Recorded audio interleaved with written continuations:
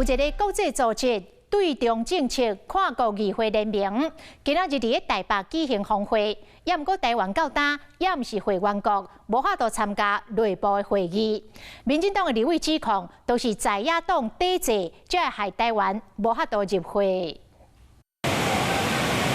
成员国的代表随 LCA 进入会场，对中政策跨国议会联名 IPAC 峰会，今仔日伫台湾登场。也毋过因为台湾也毋是会员国，伫透早内部会议，保防邀请的台湾国会议员无法度参加。超过25个国家，49个国会议员来到台湾，结果地主国呢，却因为我们内部的因素无法与会哈。民进党民意代表讲，毋是毋参加，是无法度参加，因为根据 IPAC 内部的规定，要入会国家必须有跨主要政党的国会议员加入，才有会员国的资格。也就是讲，台湾必须要有第二大党国民党立委加入，才会当正式入会。也毋过这几年来，国民党一直拢无答应。 去年 IPAC 理事会和秘书长决定，若是有民众党的立委加入，就会当进行入会审核，予台湾特殊的待遇。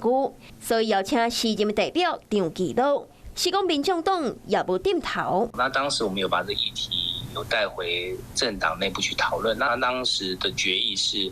我们暂时没有参加。国民党党团呢，认为这个是完全由民进党在做主导哈，有接到邀请函，但是呢，因为过去巡礼啊，过去没有参加，所以这次也没有参加。尤其访问到相关议题，副书记长林书明第一时间讲无收到邀请。 后来紧急解释，强调立法院党团总调不坤给采取不参加。蓝营怎么做，民进党肯定都是持续的抹红，因为抹红就是他们现在唯一能够做的事情。历史上上大规模的议员访台团，身为地主国的台湾，所无法度参加这场盛大的国际峰会，是不是牵涉到中国的施压？背后国政党的车柄更加是暗流滚家。